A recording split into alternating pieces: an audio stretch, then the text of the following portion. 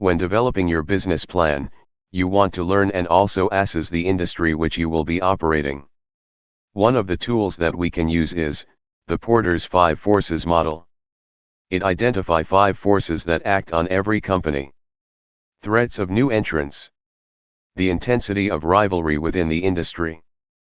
Threats of substitute products. Bargaining power of buyers. And bargaining power of suppliers. Threat of new entrants. A new entry to the industry can be a threat. This threat depends on the level of entry and exit barriers of the industry.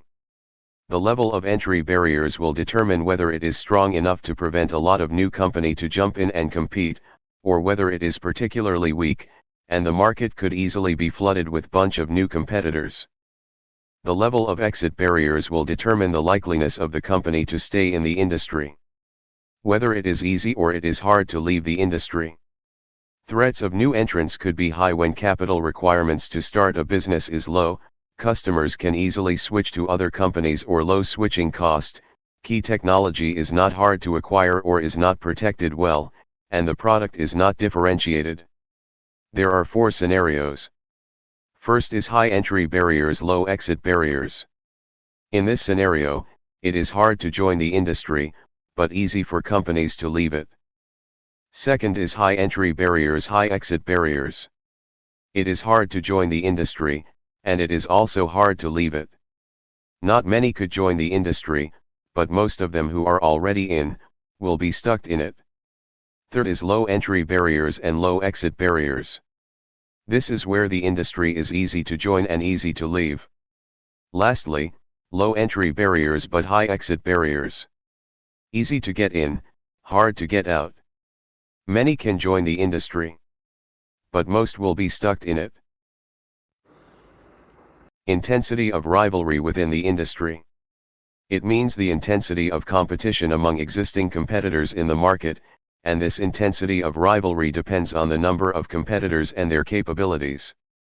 In this situation, there will be advertising wars, price wars, and modifications among the existing competitors. The intensity of industry rivalry among existing competitors is high when there are many or equal competitors. There is no clear market leader.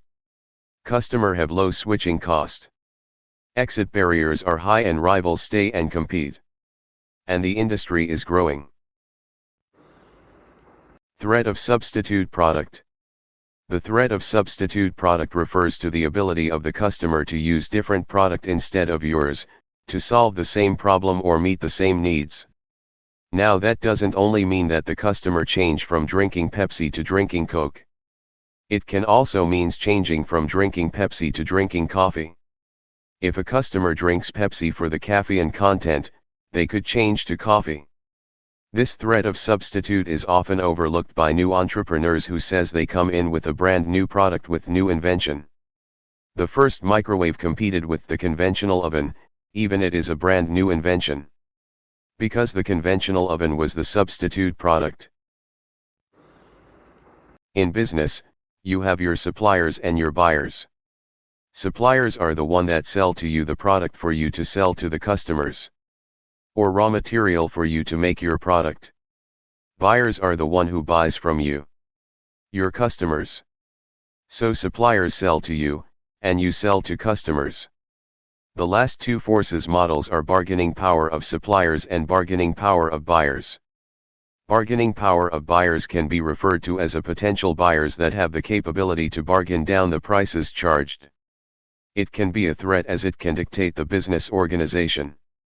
Buyers have more bargaining power when few buyers chase too many goods.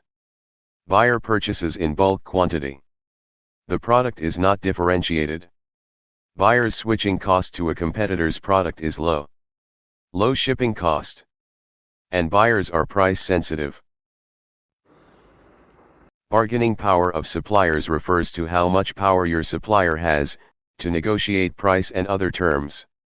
If you are a small company, and building a product with rare input that are only sold by a certain supplier, then your supplier can have a lot of bargaining power. Because if you don't buy from them, you cannot get what you need elsewhere. On the other hand, If you are a massive company and selling products that are easy to get from numbers of different suppliers, then your supplier's bargaining power is severely limited. Because if you don't like their term, you can just go elsewhere. Suppliers have more power when there are few substitutes available. Their product is the best or unique. Switching cost from one supplier to another is high. And buyers are not important customers to the suppliers. So there you go, Porter's 5 forces model.